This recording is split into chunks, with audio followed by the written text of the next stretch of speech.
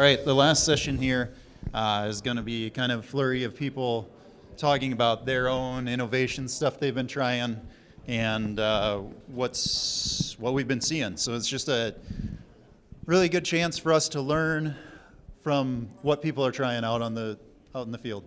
So I see, I think we're starting with, Kate Rasmussen couldn't join us. I'm sorry about the presentation mode. I'm not really sure what's going on there, but something is weird. Anyway, I don't know, Josh. I guess we'll just go with it. So Kate Rasmussen sent me an idea. She wanted to share this thing with restoring wool in the grasslands. And at first I didn't have a really good opportunity to pay attention to it.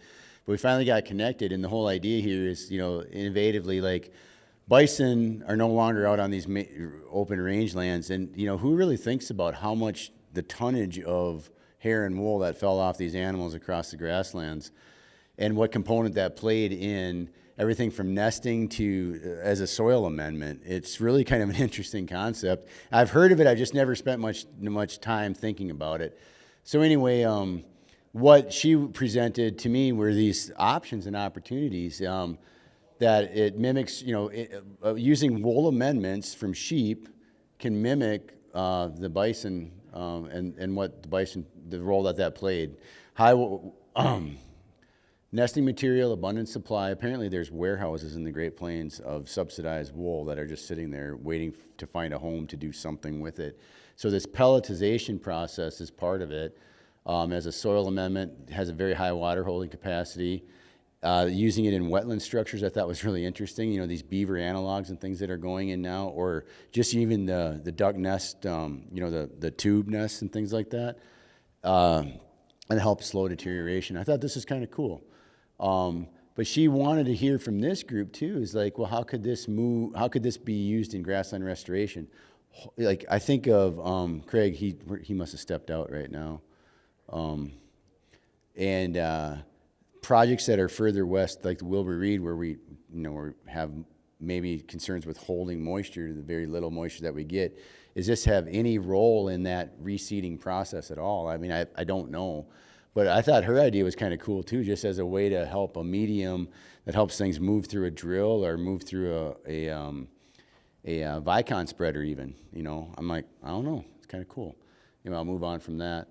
Kyle introduced me to the new old technology of GPS when we started talking about, trying to broadcast more precisely, piling on some of the things I shared with you earlier about getting data on broadcast seeding and seed rates. We can actually be a little bit more precise in our applications of that as well, just GPS guidance, so that was kind of cool.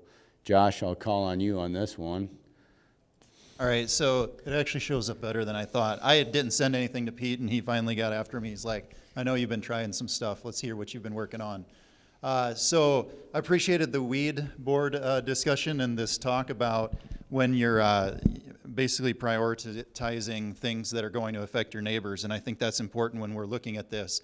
So when I'm trying to control wormwood on some of my pasture, I really prefer to spot spray, literally backpack. I'm going weed to weed.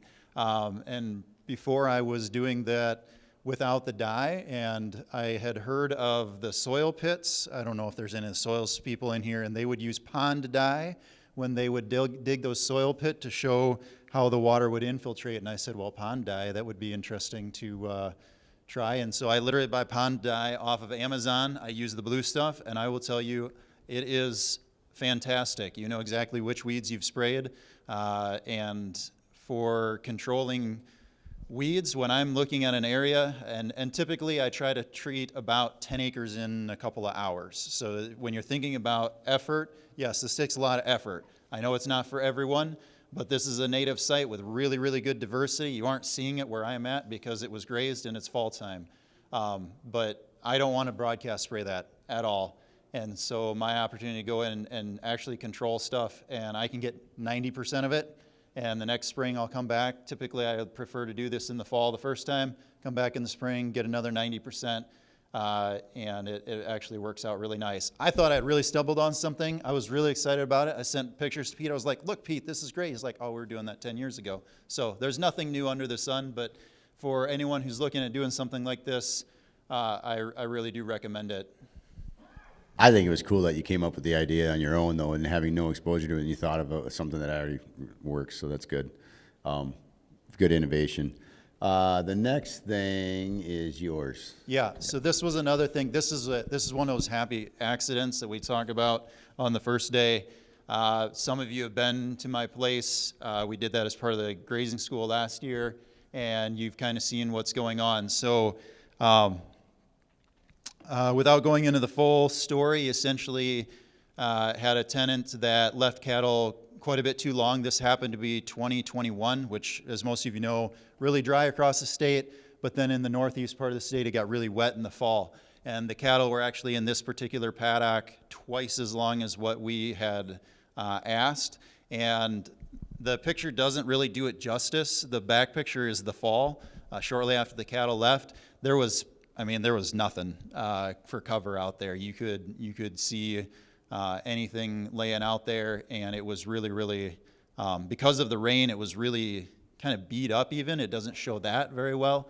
But then the next year, that's what came back. And honestly, I was amazed and really impressed and really happy with what came back. The picture that you see in the front here is just up over the hill that you're looking at from the back picture. So it's a little bit, it's not the exact same spot, but it's relatively, you're right there.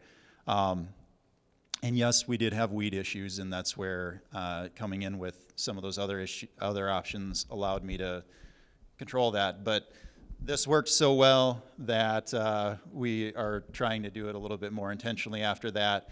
And I had actually heard about this as an option from Linda Gilbert up there. She does quite a bit of that fall grazing, and she had said as a way to control the sod forming cool season grasses, smooth brome, Kentucky bluegrass, they're really aggressive, but they are also rhizomatous, and so they're putting a lot of energy into the next year's rhizomes in the fall. And so by knocking back their energy reserves consistently, and I should say, for what was grazed, that had no grazing until right after Labor Day, so first week of September, and the cattle were in there till the end of October. So it was just grazed in the fall and grazed heavily. And then what you're seeing here, it was grazed. I didn't get cattle in there again until the next September, so it gave it a lot of rest time. But I think we could spend all day on the concept of grazing timing for specific vegetation shift. We get into this at the grazing school quite a bit, but I would say that, just to pile on Josh's comments a little bit, my eyes are being opened to this reality, like these trials.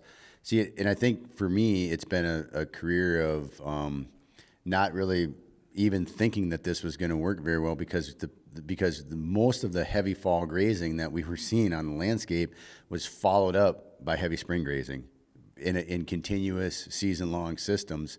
The idea of targeted fall grazing with Linda Simmons and Bob Narum, and now Josh has tried it. They're finding the same things out of North Dakota right now.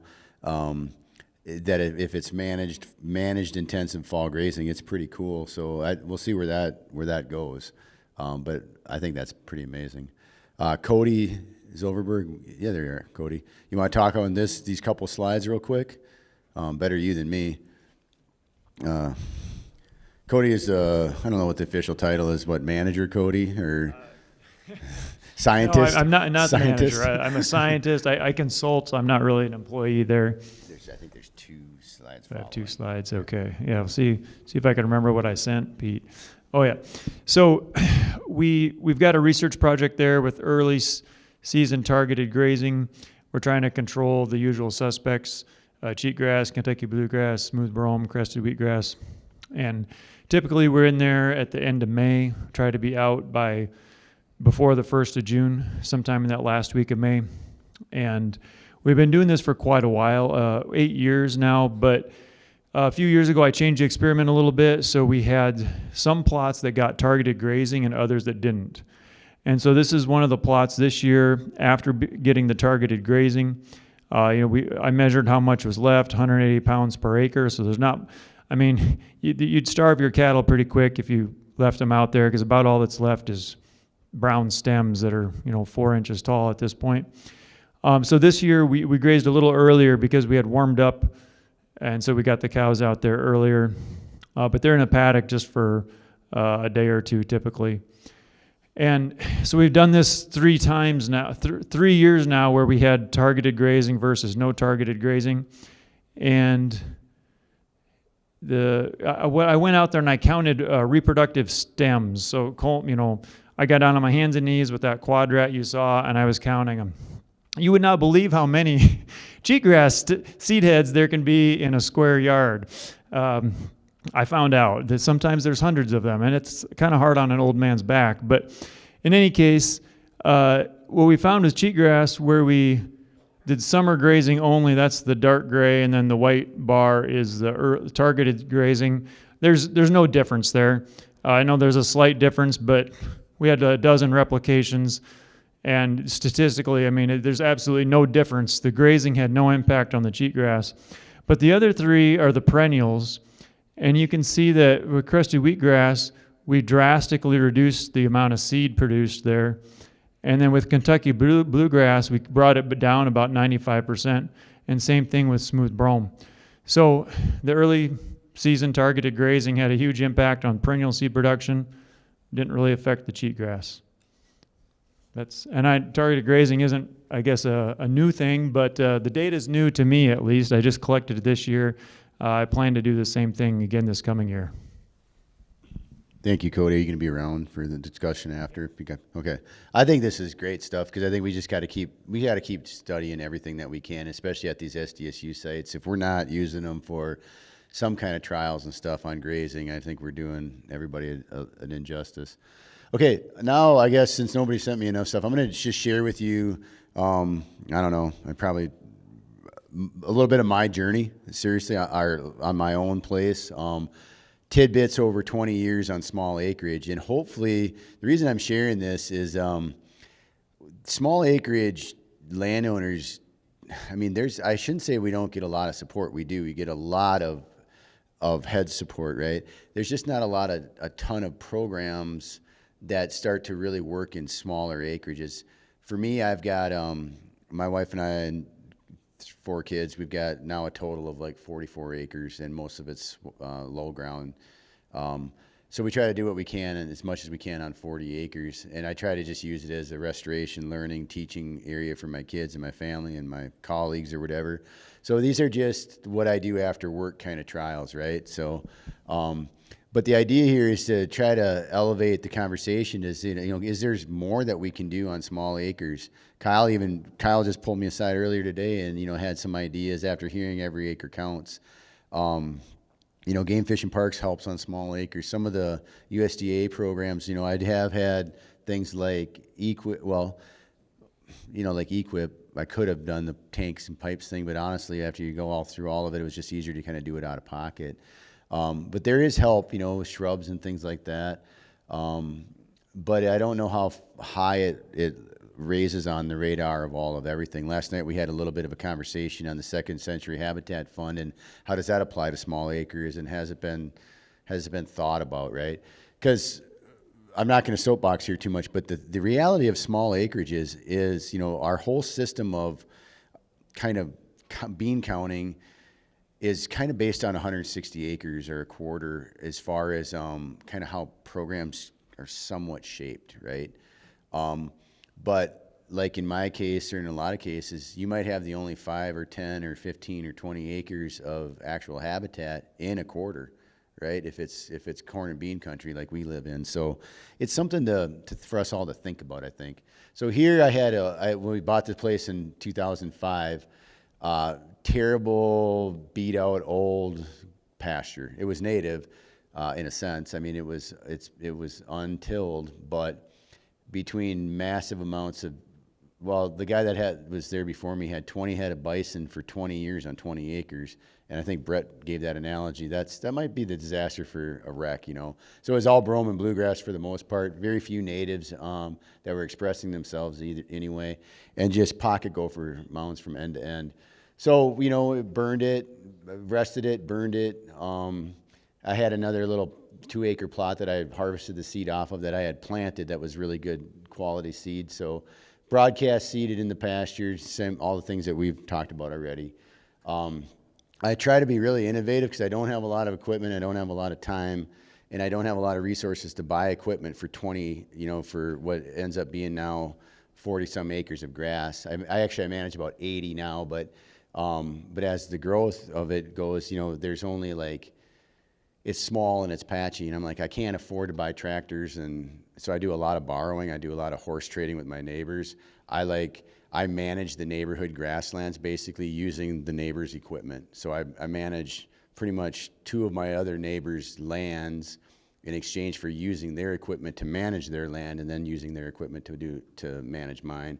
And it's just a little bit of innovation that keeps the out-of-pocket costs at a reasonable rate. So I use my cattle to create my fire breaks.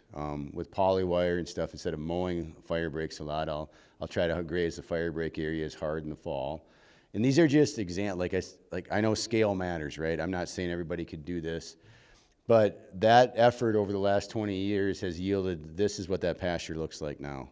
This is just this year, I didn't have to graze those paddocks.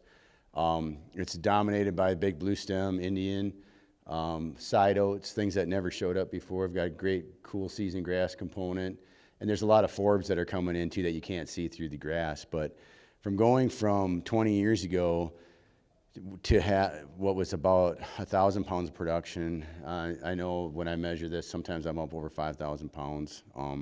So again, just trials. We also, because of the management and a lot of these things, some of this was enhanced, some of it natural, but this is sawtooth sunflower. Cattle love it. They get greasy fat on it. And if I don't have to graze it, we get to hunt pheasants in it. And this is just in some of the low ground. These are only a couple acre patches of around the place, but just kind of trying to pack as many things as you can into a small acreage. I do a lot of prescribed fire. Most of you probably know that. One of the things I've always wrestled with, and I think this alludes to what Charlie and I were talking about earlier, is it's one thing to present the idea of prescribed fire, but when you've got to rest 1 or 2 years ahead of being able to do a prescribed fire, it's tough. You're basically, you're basically passing up your income on that ground for a couple years. When there's a common enemy, a big bad enemy like cedars, it gets pretty, I wouldn't say it gets easy, but it gets easier to accept the idea that you've got to rest. But where you don't have something that's costing you so much in economics, it's really hard to convince landowners to rest 1 or 2 years, especially the 1 year even, because I recommend if you're going to do a prescribed fire on grasslands, you got to stay off of it that year. Don't compromise the integrity of the effort of putting a fire on the ground by trying to squeeze out a month or 2 weeks of grazing. It usually doesn't work out very well. Okay, so that's the reality, but what I've struggled with that is is there a way to kind of have your cake and eat it too? And I don't know of anybody else that's ever done this. I started doing this on my own place, and I'm finding that it works out really, really well. And I call it pre-burn grazing. So I will rest, if I've got a targeted area like this, let's say this is my rest, say coming out of 2024, right? I'm going to get Bauman bluegrass back, in that next spring, right? So let's say that's my target fuel load, just hypothetically. Next spring after the winter, it's going to have a pretty good flush of Bauman bluegrass coming in. I will pre-graze that ahead of the fire. And I'll do that for 2 weeks, and this is just essentially what I'm looking for. I don't spend a lot of time on any one patch. I just kind of move the heifers through it. And what they do is they come off, and then about 3 days later, it becomes very fluffy, very aerated, very receptive to 2 things. Oxygenation from the air, it just, wind moves through it. I got a good forage source as I'm moving them through this. And then a little while later, about 2 weeks later, you get a pretty good flush, a reflush of those same exotic weeds, right? Then I burn them. So I've gotten a couple weeks of grazing off of it. I've got a nice fluffy fuel bed, and I get a pretty darn good burns. Even though this might not look that great, 2 days later, that burn was pretty complete. Pretty much smoked that brome, got some grazing out of it. It's a way for us as resource individuals to kind of work with our landowners and say, hey, maybe we can have just a little bit of flexibility if we're trying to promote fire on these for accomplishing goals and allowing them to get some return on that ground in the interim. So then because post-fire we want to rest, and this is post-fire grazing, the fall of that, that same year after that fire with the production.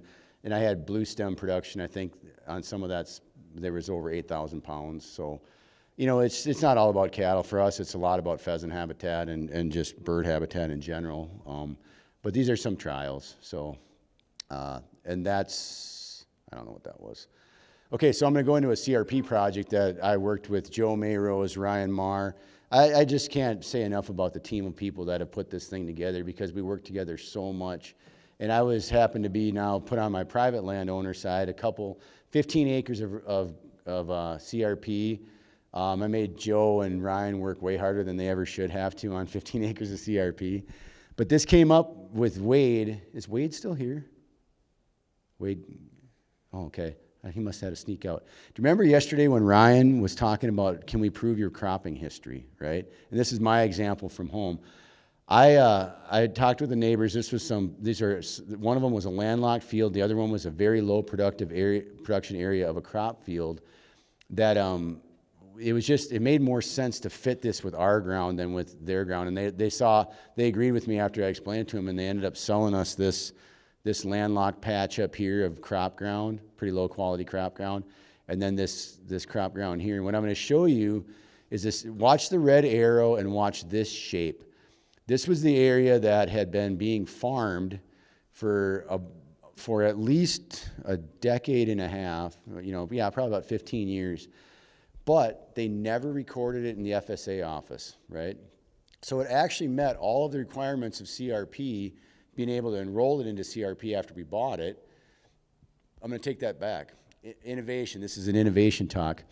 I didn't buy this ground until I worked with the seller to have her enroll it into CRP before we did the sales transaction so that I wouldn't have to wait a year to enroll it into CRP.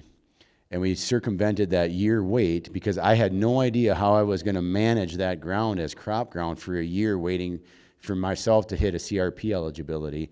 So we talked the strategy through with everybody. It was all above board. And we went to the seller and said, if you enroll this in CRP right now, we sell it to me with the contract, everybody wins. And she's like, sure, that's no problem. But what we couldn't prove because of kind of bad, let's just say we just couldn't prove it, was the cropping history. Didn't have the records. It was never recorded as they started tilling this area, which is about 8 acres down, or 5 acres down here. There was no tillage, there was no records in FSA. And I thought that was so ironic that we had to prove that, even though we had the aerial imagery that showed it, right? It still wasn't enough proof to say that it was cropped, even though it was black dirt. So I kind of just went back right into USDA's own data, and this is corn and bean data over time. Green is bean, what does that say? Soybeans, right? And then yellow is going to be corn. So watch where that arrow is. And the clock starts at 2000, does that say 2008? Okay, so the clock starts at 2008. We had approved cropping history from I don't remember, Ryan, do you remember the dates? 12 to 17. Okay, in 08, it's beans, and then corn, and then beans, and then corn, and then beans, and then corn, and then beans, and then corn, and then beans, and then corn, and on and on and on. And it was such a funny conversation because they didn't realize that they could use their own data. This is FSA office now, and I'm not throwing them under the bus. They had never thought of using their own data to help producers prove a cropping history. That's USDA data. That's right out of the USDA shop. So as resource individuals, we need to be aware of all these data sets and all these things that we can do to help producers. Once I showed Ryan and Joe that, they're like, oh, this will be easy. And it was. We had to go to county committee, I think, and they're like, yeah, that looks eligible to us. So anyway, that's kind of nice to have that data. I mentioned this is kind of a marginal area, and we got slammed after we planted it with 2 floods, back to back, a 3-inch rain and a 6-inch rain. This is all of our seed that we broadcasted because we couldn't access the site with very big equipment, so we used side by side and a spreader. And I was very scared. Now as the resource person, I might have said, oh, just be patient, right? It'll be okay, right? As the landowner, I'm like, no way. This hurts. I mean, it's a small acreage, but we had over $3,000 out of pocket into seed on this thing. And I'm like, and I got flooded out twice. And I'm like, oh my gosh, I'm not sure this is going to work. So again, this is about innovation and in knowing your programs. These are just more pictures of the flooded out mess. And one of these guys reminded me about the Bird and Butterfly Fund, or the Bee and Butterfly Fund, I'm sorry. I called them up. So we had already seeded and then reseeded, and the clock's ticking. They provided another batch of seed for the project, and I was able to work with them on the kind of tweaking the species mix to what I wanted.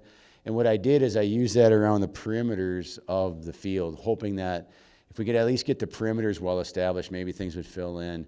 The other idea of using it as a perimeter planting was it had a lot more stemmy forbs in it and much less grass because it was bee and butterfly pollinator friendly, which with very little equipment I can manage as a fire break because it stays greener longer in the fall and it greens up earlier in the spring, and it gives me a little bit of a nicer fire break to be able to utilize to burn the rest of the field. So nothing wrong with that concept. It was just an opportunity to kind of take advantage of what is already in CRP. We can actually do that. We can actually manage different parts of CRP around edges for fire breaks. I'm not sure how many, I know the Watertown office knows it well. I'm not sure if other offices really talk about that very much though, when fire is an objective. But for Wade, who's not here anymore, that might be a great option. So the bird and the bee and butterfly stuff is around the perimeter, which makes it, I don't think this is going to work. It didn't work. Anyway, that's what the stand looks like today. And I guess the picture's not in there, but yeah, here, I guess it is. Mowing. My slides got messed up while I was sitting down there, and I had this, but mowed that extremely intensively the first year. 5 times we mowed that site down to the ground during year 1. Year 2, about 3 times. And year 3, which was this year, only once for targeted Canada thistle. And that's the diversity in the site. Everything, it's quite amazing. I had a ton of pictures, but I just didn't want to flood it with pictures. But really, really, really, really pleased. Would that intensive mowing have necessarily had to happen? I'm not sure. But my picture of why didn't work out. So before I get into the next thing, goes into the whole snow goose thing, right? So that field, you've seen how everybody's incorporating snow geese, so I got to come clean. Prior to planting, not prior to planting, but post planting, a huge flush of green foxtail on half of this field. All right. And the only thing that I could come up with being different from one half to the other was that there was a flock of snow geese there for about a half a day one day and just packed in there. And this is just coming off of snow geese being blamed for moving Palmer amaranth around. And I'm thinking, well, why couldn't they feed on wheat fields pretty intensely that might have foxtail and move them to the other site? Because there is such a line on this field that I'm like, I couldn't explain it. Well, anyway, these guys think that's funny as shit, and so they don't believe that it could possibly be snow geese. But I have pictures that show the difference. Anyway, the foxtail was coming in so bad that we kept mowing and mowing and mowing.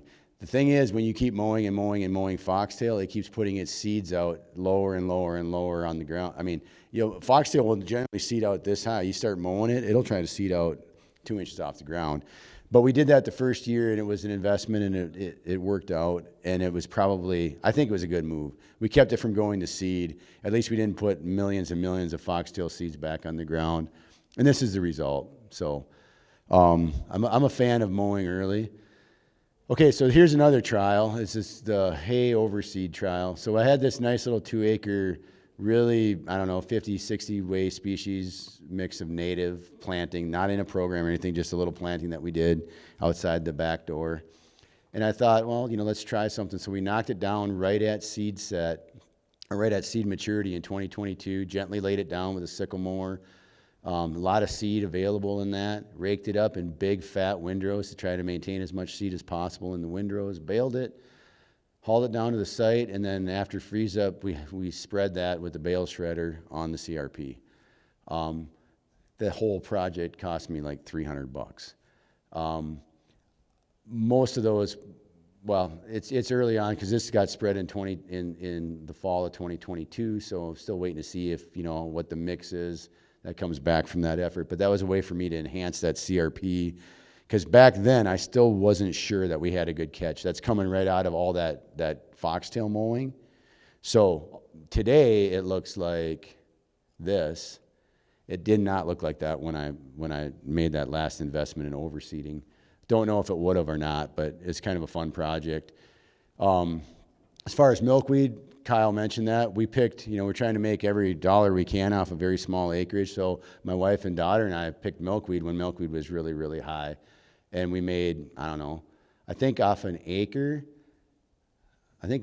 acre, a return on that acre of pasture that we just didn't graze, it was just a little corner. I think we made $1,500 off of it or something like that, which is a pretty good return.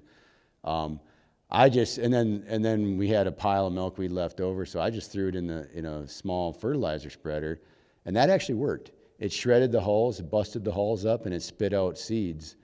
They haven't grown yet. I'm not sure why, but anyway, that was just a little bit of innovation on milkweed. I hate goats. I just put that in there to make that point. So then the final thing I tried was the same thing out in the pasture with knocking down that native blue stem stand that I showed earlier, knocking it down, raking it up, gently picking it up with the loader. These pictures kind of piled on each other, but anyway, spread it out where I had a ton of gopher mounds and stuff like that, and then let the heifers tromp it in the fall. And that's what that looks like today. So I had a pretty good catch on that.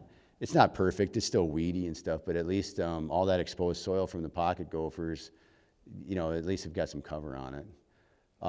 The final thing then I think that I'm sharing is it's the neighborhood project where we had another patch that was go back, kept grazing it, tried to kind of get ahead of the thistles. It just wasn't working. Just could not, it's right by the road and we didn't want to have enforcement on it. It was just bad. So finally pulled the trigger and sprayed it out this year.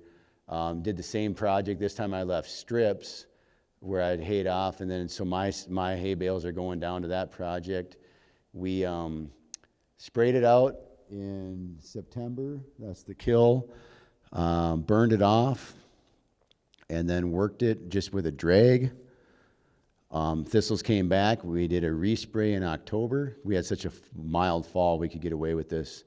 And then after the final kill, just did a nice light drag on it and spread it again with the bale shredder,